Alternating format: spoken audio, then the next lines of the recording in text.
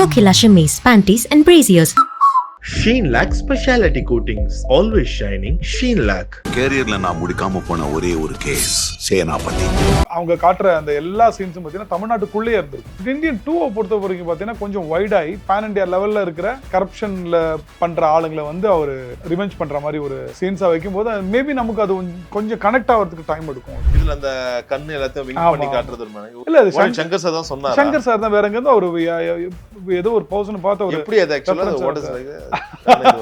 அது ஒரு ஃபேஸ்ல ஒரு இரிட்டேஷன் அது இருக்கும். அது மூக்குல ஒரு மாதிரி அப்படி அந்த மாதிரி பண்றது. அது எவ்வளவு படங்கள் வேணும்னு சொல்லிருக்கீங்க இந்த டைப் காஸ்டால? இருக்கும் ஒரு 11-12 படம் நான் ஓப்பனா வாய்ப்பு எங்கேயுமே நான் வாய்ப்பு கேட்பேன். எப்பவுமே வாய்ப்பு கேட்டால் தான் கிடைக்கும்.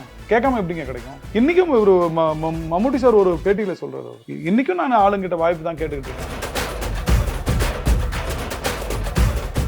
ஒவ்வொரு நடிகர்களுக்கு எப்பவுமே அவங்களுடைய பேரை சொல்றதுக்கு முன்னாடி அவங்களுடைய படங்களோட அடையாளம் அவங்களுக்கு ஒரு தனி அடையாளமா இருக்கும். ஸோ கிட்டத்தட்ட 15 வருடம் ஆக போகுது நீங்கள் சினிமாவில் இன்ட்ரோடியூஸ் ஆகி 70க்கும் மேற்பட்ட படங்கள். அப்படி இருந்தாலும் தமிழில் பண்ணுறீங்க, தெலுங்கில் பண்ணுறீங்க, மலையாளத்தில் பண்ணுறீங்க. எப்படி இவ்வளோ 25 படம் நடித்தாலும் கார்த்தி சார் எந்த ஸ்டேஜ் போனாலும் என்ன மாமா சௌக்கியமானு கேட்குறது இருக்கோ, நீங்கள் எவ்வளோ படம் பண்ணாலும் அந்த ராட்சசன் ஒரு பெரிய அடையாளமாக இருக்குது. இது எப்படி பார்க்குறீங்க? ஒரு பக்கம் நான் ஒரு படத்தில் பயங்கரமாக பண்ணிட்டேன், அதனால் இப்போ வரைக்கும் அந்த படத்தோட பேர் எனக்கு நிலச்சி நிற்குதுன்னு பார்ப்பீங்களா? இல்லை அதுக்கப்புறமா நான் இவ்வளோ படம் பண்ணுறேன் இருந்தாலும் அதுவே எனக்கு இருக்கு அப்படி பார்ப்பீங்களா? இல்லை, முதல்ல சந்தோஷமா இருந்துச்சு. நம்மள ராட்சசன் வினோத் சாகர் முதல்ல அதுக்கு முன்னாடி பிச்சைக்காரன் பண்ணதுனால பிச்சைக்காரன் வினோத்னு சொல்லியிருந்தாங்க. அதை பிரேக் பண்ணுச்சு ராட்சசன். ஸோ இப்போ அது இனிஷியலாக கூப்பிடும்போது ரொம்ப இதுவாக இருந்து இன்னும் 6 வருஷம் ஆகிட்டும் அதை வச்சு தான் நம்ம ஞாபகப்படுத்துறதா இருக்கு. நாட் ஓன்லி இன் தமிழ், மலையாளத்துலேயும் அப்படிதான், அண்டு தெலுங்குலேயும் ராட்சசுடு இன்பராஜ் அப்படின்றது தான் அங்கே சொல்லிட்டு இருக்காங்க. அதான் பிச்சைக்காரன் பண்ணும்போது ராட்சசன் பிரேக் பண்ணுச்சு. இப்போ ராட்சசனை பிரேக் பண்ணுறதுக்கு நான் படங்கள் பண்ணுறதுக்காக முயற்சி பண்ணிட்டு இருக்கேன், நடக்க மாட்டேங்குது. ராட்சசன் தான் இன்னும் நிற்குது. இப்போ வெளியில இருந்து இப்போ இருக்க இளைஞர்கள் நிறைய பேர் வந்து சினிமாவோட மோகத்தில் இருக்காங்க, நிறைய பேர் இருக்காங்கன்னா அது முக்கியமான காரணம் எனக்கு நடிப்பு மேலே ஆர்வம், இல்லை தமிழ் சினிமாவை உலகத்தரக்கு உயர்த்த போகிறேன், இதெல்லாத்தையும் தாண்டி நான் மற்ற தொழிலில் பண்ணுறத விட உள்ள வந்தால் லட்சங்கள், இன்னும் கிளிக் ஆனால் கோடிகள், இதுதான் ஒரு அல்டிமேட் எய்மாக இருக்குல்ல. ஸோ நீங்கள் எப்படி பார்க்குறீங்க? கோடிகள் பொருள்ற அந்த துறையில் இருக்கீங்க, இதுல நடிப்புக்கு எவ்வளவு முக்கியத்துவம் இருக்கு? நான் உங்களை பத்தி மட்டும் கேட்கல, ஜென்ரலாவே ஒரு பார்வை இருக்கும்ல, நடிப்புக்கு எவ்வளவு முக்கியத்துவம் இருக்கு? நான் அடுத்த படத்துல இந்த படம் எனக்கு ஹிட் ஆன ஒரு 100 கோடி படத்துல நான் இருந்தா அடுத்த படத்துல என்னோட சம்பளம் இன்னொரு 10 லட்சம் ஏறாதா? இந்த விஷயம் எப்படி இருக்கு?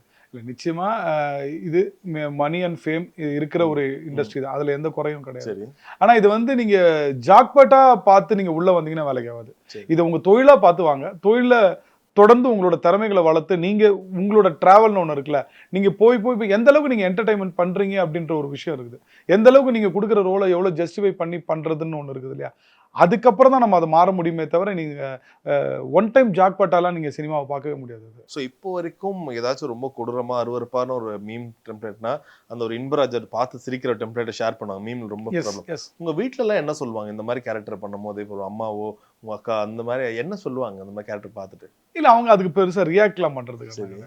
ஏன்னா நான் இந்த படம் பண்ண உடனே நவீன், அதுதான் நவீன், நான் எப்படின்னா நீங்க சொல்ற ஒரு விஷயம் வந்து ஒரு பவுண்டரியை தாண்டி இருக்கு. நான் அது உள்ளே தான் இருக்கேன், பவுண்டரியில இல்லை. நான் முதல்ல வாய்ப்பு கிடைச்சி நம்ம ஒரு விஷயம் உள்ள வந்து நம்ம ஒரு நார்மலா ஒரு ரசிகனா ஆடியன்ஸா இருந்து அதுக்கப்புறம் ஒரு நடிகனாகி இப்போதான் ஸ்டெப் பை ஸ்டெப்பாக வந்துகிட்டு இருக்கோம்.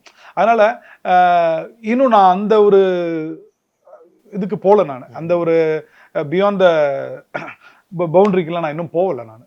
ஸோ நான் அந்த விஷயங்கள் வரும்போது நமக்கு வந்து முதல்ல ஒரு வாய்ப்பு, அந்த வாய்ப்பில் நம்ம அந்த படம் ஜெயிக்குது, அதில் வர சந்தோஷமே அதுவே நான் இன்னும் எனக்கு அது முடியல இன்னும். சரி, ஏன்னா இப்போ எல்லாருக்குமா அந்த ஒரு வாய்ப்பு கிடைச்சிடாது. இந்த 15 வருஷத்துல உங்களோட பெரிய ஒரு சாதனை என்னன்னு கேட்டா, இப்போ உங்களை இப்போ எங்ககிட்ட கேட்கும் போது அவர் சங்கர் சார் படத்தில் நீங்கள் நடிச்சிருக்கீங்க, மணி சார் படத்தில் நடிச்சிருக்கீங்க, விஜய் சேதுபதி ப்ரொடக்ஷன் நடிச்சிருக்கீங்க, அவருக்கு கூட நிறைய விதமான ஒரு டிராவல் இருக்குது. மலையாளத்தில் முக்கியமான படங்கள் ஜனகணமன நாயட்டெல்லாம் பண்ணியிருக்கீங்க. அப்படி பார்க்கும்போது உங்களோட இது எப்படி இருக்கும்? நான் சங்கர் சார் படத்தில் நடிச்சிட்டேன், மணி சார் படத்தில் நடிச்சிட்டேன், அது ஒரு பெருமையாக இருக்குமா? இருந்தாலும் அது இன்னொரு ப்ராமினன்ட் ரோலாக இருந்திருக்கணுமே, மக்களுக்கு அதை பார்த்த உடனே தெரிஞ்சிருக்கணுமே, அப்படி ஒரு ரோல் எனக்கு வேணுமே. இருக்கு, அப்படி இருக்கு இல்லாம எப்படி இருக்கும்? இந்தியன் 2 உங்களுக்கு எவ்வளவு சந்தோஷத்தை கொடுத்தது? இந்தியன் 2 உண்மையிலே ஒரு எப்படி சொல்றதுன்னா, நம்ம ஜென்டில்மேன் பார்க்கும்போதும் சரி, நாயகன் பார்க்கும்போதும் சரி, எப்படி பார்த்துருப்போம் நம்ம ஒரு ஆடியன்ஸா எப்படி பார்க்குமோ, ஒரு எட்டா கனின்ற அந்த ரேஞ்சுக்கு தான் சங்கர் சாரோட மூவியும் சரி, கமல் சாரோட. ஸோ அது ஒரு கட்டத்துக்கு மேலே நம்மளுடைய எண்ணங்கள் வந்து ஒரு உருவகப்படுத்தி நமக்கு நம்ம கை கிட்ட வந்து அந்த மூவில இருக்கும்போது பெரிய சந்தோஷம், ரொம்ப பெரிய சந்தோஷம். ஓகே. இன்ஃபேக்ட் ஒரு இன்டர்வியூல சொல்லியிருந்தீங்க, கேம் சேஞ்சர் படத்துல ஒரு உமனைசர் ஆமா கேரக்டருக்கு ஆமா someone has suggested your name, but ஆமா. சங்கர் சார் said இல்ல ஆமா வேண்டாம். வேணான்ட்டார் அப்படின்னு. ஓகே, அது சூப்பரான விஷயம் ஆக்சுவலா. ஆமா. அவர் பாயிண்ட் ஆஃப் வியூலயும் சரி, உங்க ஆமா. பாயிண்ட் ஆஃப் வியூலயும் சரி. ஒருவேளை அவரே நடிக்க கூப்பிடுறாரு அதே சங்கர் சார், ஓகே இது பயங்கர ஒரு கிரியலான ஒரு உமனைசர் ரோல், கூப்பிடுங்க அவரை, இது சாகரை கூப்பிடுங்கன்னா நீங்க பண்ணிருப்பீங்களா? இல்ல என்னன்னா, நான் ஏன் வந்து நிறைய விஷயங்கள் வந்து டைரக்டர்கிட்ட கொடுத்துருக்கேன்னா, நம்மளை தாண்டி சில விஷயங்கள் டைரக்டரே முடிவு பண்ணுவாங்க. டைரக்டரே வந்து அவங்களே முடிவு பண்ணுவாங்க. இப்ப டைரக்டர் முடிவு பண்ணாருல்ல, நான் அதை அவங்க கையிலே விட்டுறேன். நான் சொல்லும்போது வினோத் இது உங்களுக்கு ஓகேவா சொல்லும்போது நான் திருப்பி அவங்க கிட்ட ஒண்ணே ஒன்று தான் கேட்கறேன், உங்களுக்கு ஓகேவா சார் அப்படின்னு. உங்களுக்கு ஓகேனா எனக்கு ஓகே தான் சார் அப்படின்னு. ஏன் அப்படின்னா அவங்களுக்கு தெரியுது, அது அவங்க பாக்குறாங்க. அதனால அதையும் மீறி நம்ம அது வந்து எக்ஸ்ட்ரீம், அது வந்து ரொம்ப ஒரு க்ரீப்பான விமனைசர் ரோல் அப்படின்னும் போது நம்ம யோசிக்க வேண்டியதா இருக்கும். ஏன்னா அது திரும்ப திரும்ப அது ரிப்பீட்டடா டைப் காஸ்ட் பண்றது தான் நான் சொல்லியிருப்பேன், நான் இன்டர்வியூல கூட சொல்லியிருப்பேன். நான் அது கொஞ்சம் கஷ்டமா தான் இருக்குது அது டைப் காஸ்ட் பண்றதுன்றது. எவ்வளவு படங்கள் வேணும்னு சொல்லிருக்கீங்க இந்த டைப் காஸ்டால? இருக்கும் ஒரு 11-12 படம் அந்த மாதிரி சொல்லியிருக்கேன்.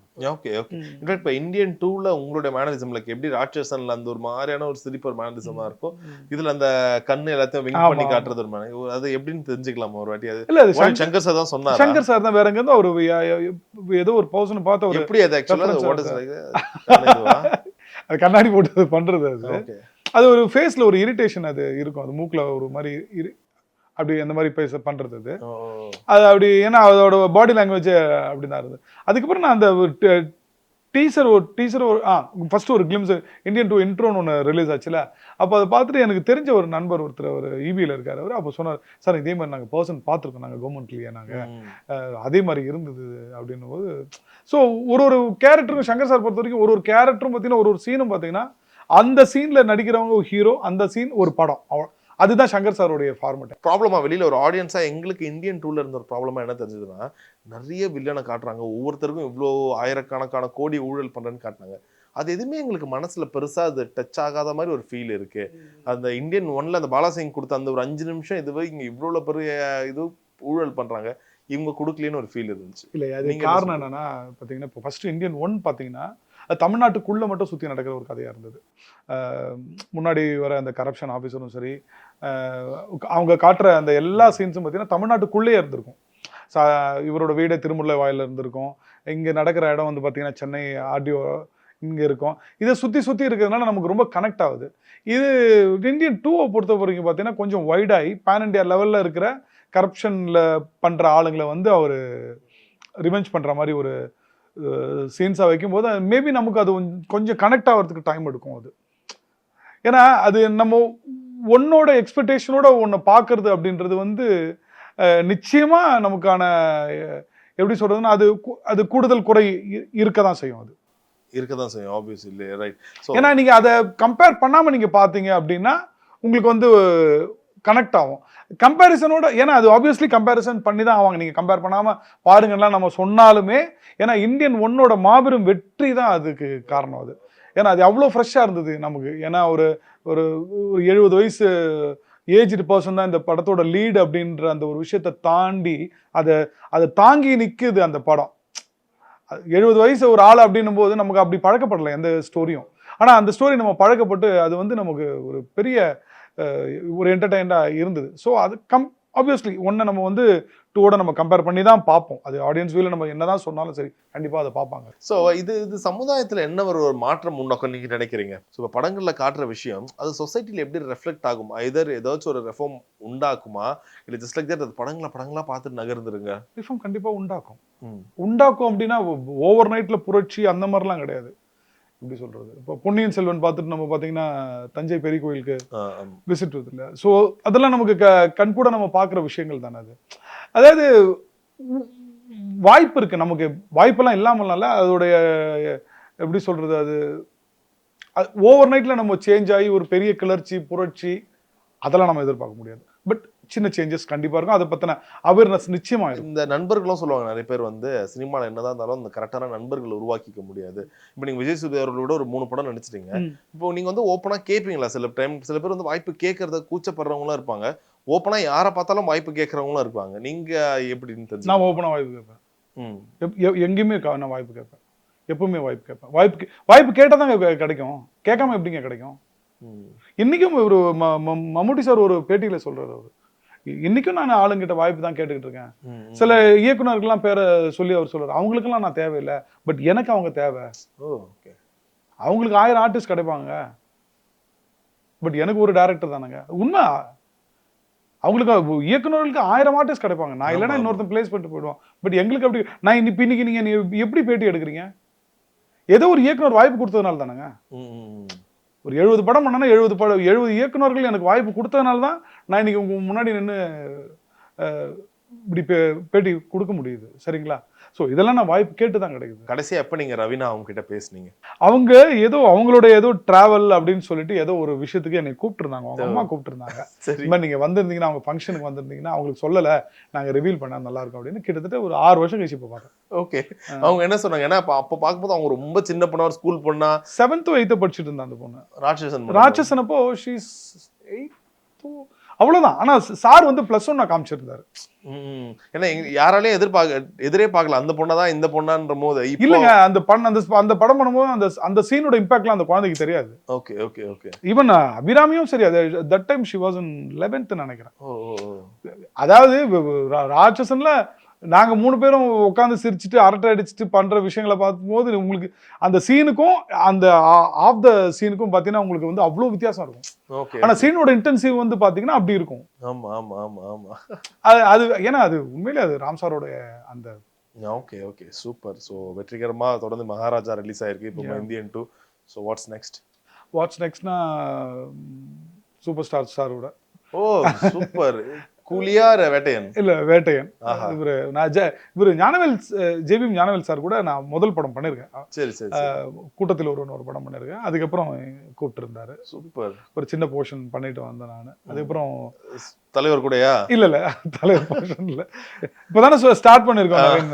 அதான் நான் சொன்னேன், நீங்க சொன்ன மாதிரி நான் பவுண்டரியை தாண்டி இல்லை, அது உள்ளே தான் போயிட்டு இருக்கு. இனிமே வரலாம், அது ஸ்லோவா பார்ப்போம். வர நாட்கள் நன்மையாவே இருக்கட்டும்னு நினைக்கிறேன். ஸோ இப்போ அடுத்தது பார்த்தீங்கன்னா டியூட் விக்கி, இயக்குனர் டியூட் விக்கியோட மண்ணாங்கட்டின்னு ஒரு படம். நயன்தாரா மேடம் தான் அதோட லீடு. அதுக்கப்புறம் ஒரு பேச்சுலர் கோ டைரக்டர் கணேஷ் சாத்தையான்னு சொல்லிட்டு அவர் அந்த இயக்குனரோட ஒரு படம் கொடுவான், அதில் ஒரு மெயின் வில்லனாக பண்ணியிருக்கேன். ஸோ அதில் நிதின் சத்யா தான் லீடு. அதுக்கப்புறம் கோபி நாயனார் ஐயாவோட காலனி. அதுக்கப்புறம் பகவான் கிருஷ்ணா இயக்குனர் ஒருத்தர், அவருடைய படம் விழா நாயகன்னு. அதுக்கப்புறம் என்னுடைய நண்பன் பாலாஜி வேணுகோபால் கூட ஒரு படம் பண்ணிட்டு இருக்கேன். ஸோ பாலாஜி வேணுகோபால் சீரியஸ்ல நீங்க சூப்பரா இருக்கும் உங்களுக்கு. ஆமா, பானிபூரி. ஏன்னா அவன் எப்பவுமே அங்கலாய்க்கிறது, உன்னை எப்படி இல்லைன்னா காமிக்கிறாங்கன்னு எனக்கு தெரியல, நீ பேசிக்கலி ஒரு காமெடி பீஸ் ஆச்சு அப்படின்னு. ரொம்ப அழகா சொன்ன மாதிரி எத்தனை 15 வருஷம் கடந்து இருந்தாலும் அந்த பவுண்டரியை தாண்டன்ற அந்த ஒரு எண்ணமும் வெறியும் இருக்கும். ஸோ பவுண்டரியை தாண்டி தொடர்ந்து அடுத்த சிக்ஸர்களாகவே அடிங்க. So all right and fantastic. Thank you so much. உங்க நேரத்துக்கு மிக்க நன்றி. ரொம்ப நன்றி Naveen. Thank you. Kokila Shimmies Panties and Braziers. Sheen Lac Specialty Coatings, always shining. Sheen Lac. கேரியர்ல நான் முடிக்காம போன ஒரே ஒரு கேஸ் சேனாபதி.